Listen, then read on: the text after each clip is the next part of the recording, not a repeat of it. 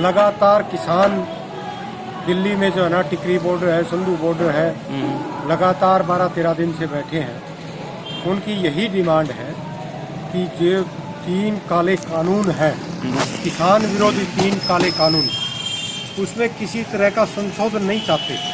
वो इन तीनों कानूनों को रद्द करना चाहते, तुरंत प्रभाव से सरकार वापस ले।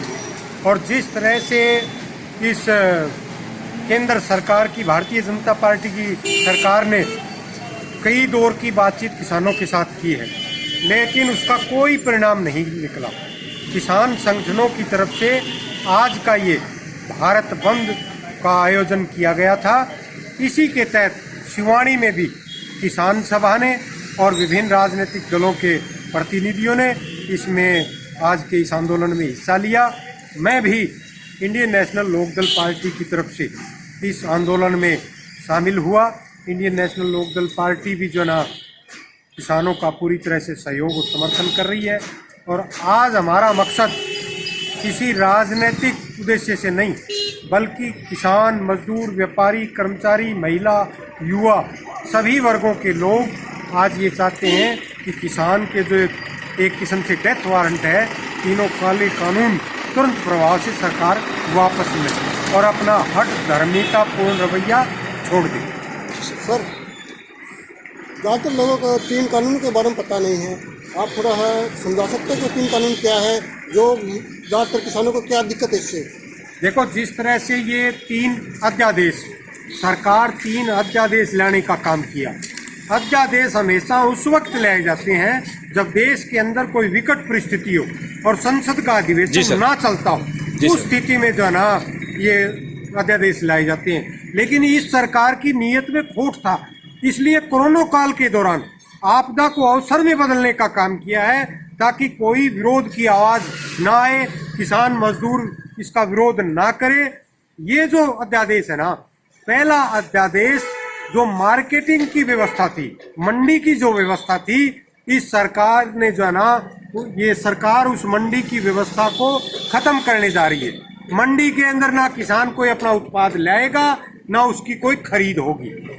दूसरा, ये सरकार जो है ना, ये कह रही है कि किसान अपना उत्पाद देश के अंदर कहीं भी बेच सकता है। किसान की हालत तो ऐसी है कि वो मंडी तक नहीं पहुंच सकता। क्या वो अपना उत्पाद यूपी, बिहार, बंगाल, पंजाब ले जा सकता है? दूसरी बात, जो आवश्यक वस्तु अधिनियम जो 1950 के दशक में पारित किया गया था, उस अधिनियम के तहत कोई भी व्यापारी जरूरत से ज्यादा खाद्य वस्तुओं का जो है ना स्टॉक नहीं कर सकता। अब इस एक्ट के तहत सरकार ने ये व्यापारी को छूट दे दी है, किसी भी पैन धारक को ये छूट दे दी है कि कोई भी कितना भी स्टॉक कर सकता है, कितना भी भंडारण कर सकता है, उसमें किसी तरह की कोई दिक्कत नहीं है। तीसरा, जो ये कॉन्ट्रैक्ट फार्मिंग है, ये अपनी अनुबंध खेती है। जो बड़ी बड़ी कंपनियां आएंगी वो अनुबंध खेती करेगी। जो छोटे किसान हैं जिसके पास 2-2, 4-4 एकड़ जमीन है, उनकी जमीन ये बड़ी बड़ी कंपनियां अपने अधीन लेंगी, उनसे कॉन्ट्रैक्ट लिखवाएंगी। ये जो कंपनियां हैं उस छोटे छोटे किसानों से जमीन लेकर उस पर खेती खुद करेगी। इसका मतलब किसान अपने ही खेत पर मजदूर बनकर रह जाएगा। इसलिए ये कानून पूरी तरह से, अब एक बात और कहना चाहता हूं मैं, व्यापारी हमेशा लाभ के लिए काम करता है। वो सस्ते में खरीदेगा, महंगे में बेचेगा। कोई भी, ये तो बिजनेस का नियम कहता है, इकोनॉमिक्स का सिद्धांत कहता है कि हम सस्ते में खरीदेंगे, महंगे में बेचेंगे, तब प्रॉफिट होगा। जब ये इस सरकार ने छूट दे दी कि आप कितना भी भंडारण करो, खरीद करो, एमएसपी की व्यवस्था खत्म कर दी, तो किसान को कैसे फायदा होगा?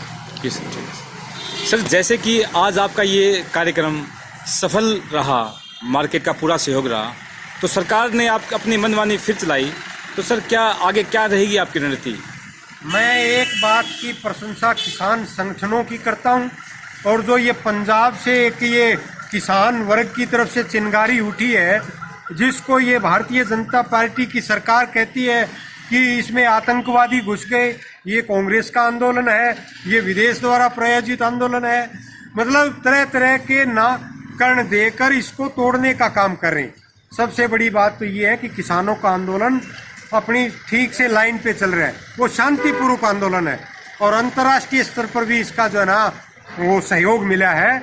आज जिस तरह से शिवानी में सभी दुकानदार भाइयों जी ने, सर। किसान वर्ग ने, मजदूर वर्ग ने और हर वर्ग ने, चाहे वो महिला हो, कर्मचारी हो, छोटा व्यापारी हो, सबका सहयोग मिला है। और अगर इसके बाद भी सरकार अगर अपनी हठ धर्मिता पर कायम रहती है तो किसानों का आंदोलन शांतिपूर्वक, मेरे विचार में केंद्र की मोदी सरकार को ये भ्रम है कि ये आंदोलन 10-5 दिन में खत्म हो जाएगा, थक हार कर टूट जाएंगे, ये लोग चले जाएंगे। लेकिन ये आंदोलन किसानों का लंबा चलेगा और शांतिपूर्वक चलेगा। जी सर, थैंक यू।